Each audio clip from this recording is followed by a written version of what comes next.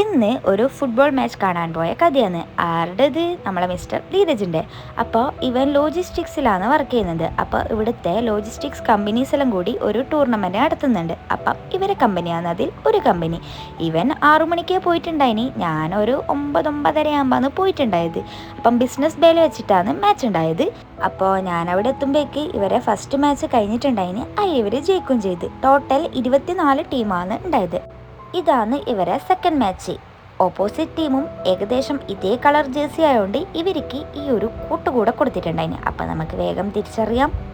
ആദ്യമെല്ലാം ഞാൻ കുറേ വീഡിയോ എടുത്തു. പിന്നെ ഓരോ മാച്ച് കഴിഞ്ഞ് ഇവർ ജയിക്കുമ്പം അതിൻ്റെ ആവേശം കൊണ്ട് വീഡിയോ എടുക്കാൻ തോന്നിയിട്ടാണ്. കാരണം മാച്ച് കാണണം. ഇതാണ് ഇവരെ ഗോളി. ജേഴ്സി എല്ലാം കമ്പനിയാണ് സ്പോൺസർ ചെയ്യുന്നത്. എല്ലാ മാച്ചിൻ്റെ അടക്കം ഇങ്ങനെ ഒരു അടി നിർബന്ധം. അപ്പം 2 ടീം തമ്മിലുള്ള വാക്കേറ്റാണ് നിങ്ങൾ കാണുന്നത്. എനിക്ക് തോന്നിയ ഒരു കാര്യം എന്ന് വെച്ചാൽ ഇവർക്ക് അടുപ്പിച്ചടുപ്പിച്ചാണ് മാച്ച് ഉണ്ടായത്. കാരണം ഒരു മാച്ച് കഴിഞ്ഞ് റെസ്റ്റ് എടുക്കാൻ ഇവർക്ക് സമയമില്ല. 5 മിനിറ്റ് കഴിഞ്ഞാണ് അടുത്ത മാച്ച്.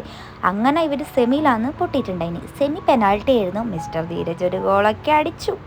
ടോട്ടൽ 24 ടീംസിന് 4th പൊസിഷൻ കിട്ടിയത് തന്നെ വലിയ കാര്യം. കാരണം ഒന്നാമത് ഈ പൊരി വെയിലത്ത് കളിക്കണം. അപ്പോൾ അതെല്ലാം കഴിഞ്ഞ് നമ്മൾ നേരെ അവിടെ നിന്ന് തിരിച്ചു പോയി. അപ്പോൾ ഇന്നിത്രയുള്ളൂ. ബൈ.